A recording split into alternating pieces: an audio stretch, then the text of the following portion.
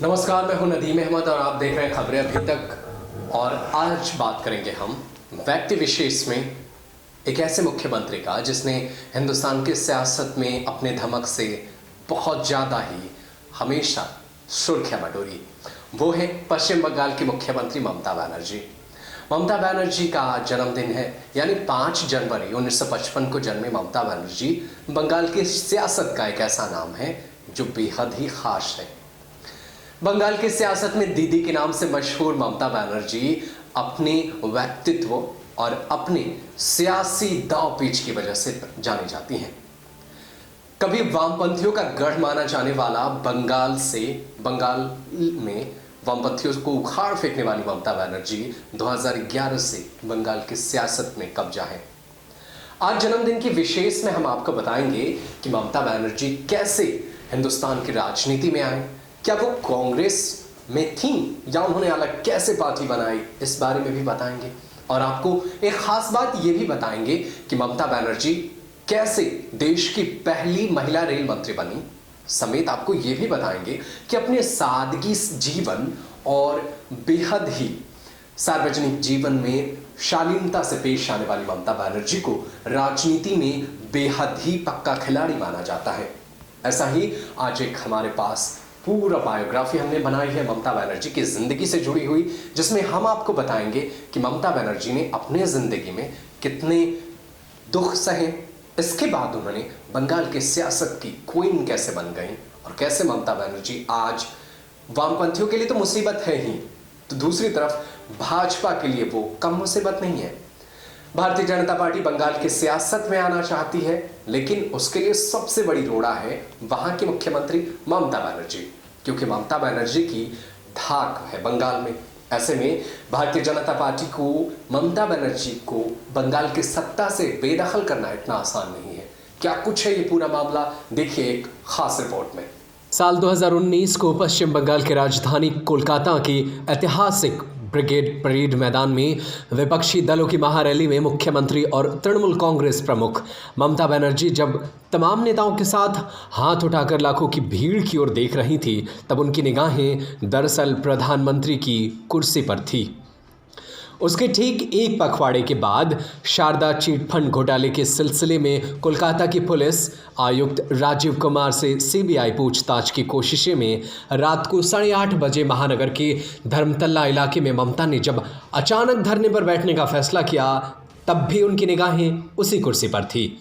वैसे केंद्र और भाजपा के खिलाफ ममता की मुहिम तो साल 2014 में एनडीए की सरकार के सत्ता में आने के बाद से ही चल रही है, लेकिन बीते खासकर 1.5 सालों के दौरान वो अर्जुन की भूमिका में आ गई हैं।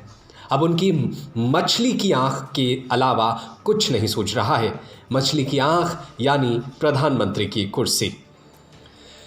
वो एन केन प्रकरण इस लक्ष्य को भेदने में जुटी हुई है। तृणमूल कांग्रेस नेता ने खुद को अब इस लक्ष्य के बारे में सीधे कुछ नहीं कहा, लेकिन उनकी पार्टी के तमाम नेता और कार्यकर्ता मानते हैं कि वही देश की अगली प्रधानमंत्री बनेंगी। बीते साल 21 जुलाई को रैली के दौरान ममता नेताओं ने एक स्वर में ये बात दोहराई थी। अब राज्य के विभिन्न इलाकों में पार्टियों की ओर से लगे पोस्टरों और बैनरों में कहा गया है कि लोग प्रधानमंत्री को कुर्सी पर ममता को देखना चाहते हैं। ममता बनर्जी जिद और जुझारूपन की एक मिसाल है। ममता के खून में ये रहा है। ये जुझारूपन उनको शिक्षक और स्वतंत्रता सेनानी पिता प्रमिलेश्वर बनर्जी से मिला था। अपने इन्हीं गुणों के बदौलत वर्ष 1998 में कांग्रेस से नाता तोड़कर तृणमूल कांग्रेस की स्थापना कर महज 13 सालों के भीतर राज्य में दशकों से जमी वाम मोर्चा सरकार को उखाड़ फेंका और उन्होंने अपनी पार्टी को सत्ता तक पहुंचाया था। साल 2016 के विधानसभा चुनाव में अगर तृणमूल कांग्रेस की सीटें भी बढ़ीं और वोट भी, तो ये ममता का करिश्मा ही था। सिंगूर और नंदीग्राम में जमीन अधिग्रहण के खिलाफ बड़े पैमाने पर किए गए आंदोलन ने एक जुझारू नेता के तौर पर ममता की छवि को निखारा ही सत्ता के साथ ही केंद्र राइट्स बिल्डिंग तक पहुंचने का भी रास्ता खोला था। राजनीतिक शुरुआत की से ही वो विद्रोही रहीं। ममता को आम लोगों से जुड़े मुद्दों पर कहीं भी अनशन करने या पुलिस की मार खाने से भी परहेज नहीं रहा। वो आजीवन दूसरों के हक के लिए लड़ती रहीं। इसके लिए बड़े से बड़े नेताओं से टकराने में भी उनको परहेज नहीं रहा। नफ़ा नुकसान की परवाह किए बिना वो आजीवन तमाम फैसले करती रहीं। कई बार उनको राजनीतिक रूप से इसका खामियाजा भी भुगतना पड़ा, लेकिन ममता ने कभी अपने फैसले पर अफसोस नहीं जताया। जिद और टकराव की इस राजनीति ने ही उनको कामयाबी दिलाई। उनकी छवि धीरे धीरे एक ऐसे नेता की बन रही है जो केंद्र की एनडीए सरकार, प्रधानमंत्री, भाजपा और उसके ताकतवर नेताओं से भी दो दो हाथ करने से नहीं डरती हैं। राज्य में कांग्रेस की छात्र संगठन छात्र परिषद की नेता के तौर पर अपने राजनीतिक करियर की शुरुआत करने वाली ममता ने तमाम मुकाम अपने दम पर हासिल किए। अपने जिद और जुझारूपन के चलते उन्होंने सैकड़ों बार पुलिस और माकपा कॉडरों की लाठियां खानी पड़ी। इस जिद और जुझारूपन और शोषित के हक की लड़ाई के लिए मीडिया ने उनको अग्नि कन्या का नाम दिया था। कांग्रेस में रहते हुए भी ममता ने कभी पार्टी के बाकी नेताओं की तरह माकपा की चरण वंदना नहीं की। वो उसके हर गलत फैसलों और नीतियों का विरोध करती रहीं। उस दौर में बंगाल में कांग्रेस को माकपा की बी टीम कहा जाता था। सादगी ममता के जीवन का हिस्सा रही है। सफ़ेद सूती साड़ी और हवाई चप्पल से उनका नाता कभी नहीं टूटा, चाहे वो केंद्र में मंत्री रही हों या महज सांसद। मुख्यमंत्री बनने के बाद भी उनके पहनावे या रहन सहन में कोई अंतर नहीं आया। निजी और सार्वजनिक जीवन में उनके रहने सहन और आचरण पर कोई सवाल नहीं उठाया जा सकता। उनकी सबसे बड़ी खासियत ये रही कि वो ज़मीन से जुड़ी नेता है। वो चाहे सिंगूर में किसानों के समर्थन में धरना और आमरण अनशन का मामला हो या फिर नंदीग्राम में पुलिस की गोलियों की शिकार लोगों के हक की लड़ाई का, ममता ने हमेशा मोर्चे पर रहकर लड़ाई की। ममता की जीवनी दीदी द अनटोल्ड ममता बनर्जी नाम की किताब लिखने वाली पत्रकार सुतपा पाल बताती हैं, ममता देश की सबसे मजबूत इरादे वाली महिला नेताओं में से एक है।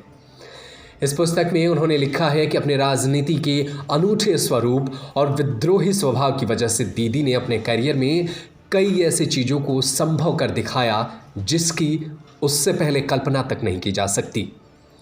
इनमें वाम मोर्चा सरकार को अर्श से फर्श तक पहुंचाना भी शामिल है।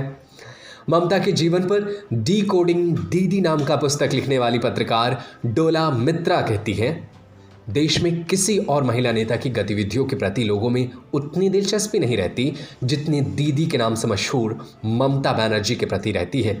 ये ममता की जादुई व्यक्तित्व का ही करिश्मा है। ममता का राजनीतिक सफ़र 21 साल की उम्र में साल 1976 में महिला कांग्रेस महासचिव पद से शुरू हुआ था और वर्ष 1984 में इंदिरा गांधी की हत्या के बाद हुए लोकसभा चुनाव में पहली बार मैदान में उतरी ममता ने माकपा के दिग्गज नेता सोमनाथ चटर्जी को पटखनी देते हुए धमाके के साथ अपने संसदीय पारी शुरू की थी। राजीव गांधी के प्रधानमंत्री रहने के दौरान उनको युवा कांग्रेस का राष्ट्रीय महासचिव बनाया गया। कांग्रेस विरोधी लहर में वर्ष 1989 में वो लोकसभा चुनाव हार गई थी, लेकिन ममता ने हताश होने के बजाय अपना पूरा ध्यान बंगाल की राजनीति पर केंद्रित कर लिया। साल 1991 के चुनाव में वो लोकसभा के लिए दोबारा चुनी गईं। उसके बाद उन्होंने कभी पीछे मुड़कर नहीं देखा। उस साल चुनाव जीतने के बाद पीवी नरसिम्हा राव मंत्रिमंडल में उन्होंने कल्याण और युवा खेल मंत्रालय का जिम्मा संभाला।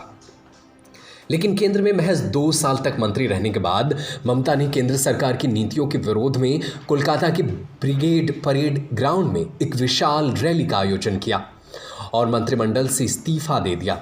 तब उनकी दलील थी कि वो राज्य में माकपा के अत्याचार के शिकार कांग्रेसियों के साथ रहना चाहती हैं।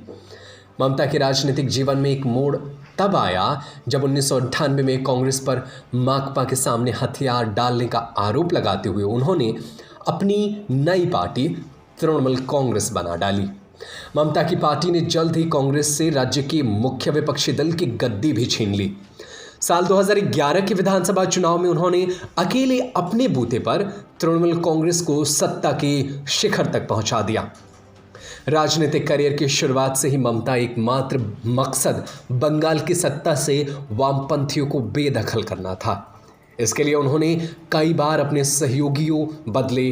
कभी उन्होंने केंद्र में एनडीए का दामन थामा तो कभी कांग्रेस का। साल 1998 से 2001 तक वो एनडीए के साथ रहीं। अक्टूबर 2001 में ममता ने केंद्र में अटल बिहारी वाजपेयी की अगुवाई वाली एनडीए सरकार में रेल मंत्री का पद संभाला और तब वो देश की पहली महिला रेल मंत्री बनी। इसके बाद अब बंगाल की सियासत में वो दोबारा मुड़कर चली गईं और 2011 के बाद से वो लगातार पश्चिम बंगाल की मुख्यमंत्री बनी हुई हैं। लेकिन ममता के भविष्य में उनके लिए चुनौतियां पहले से कहीं ज़्यादा गहरी होती जा रही हैं। लेकिन ममता ने अपने करिश्माई व्यक्तित्व से इन सभी को काट ढूंढने में मदद निकाली है।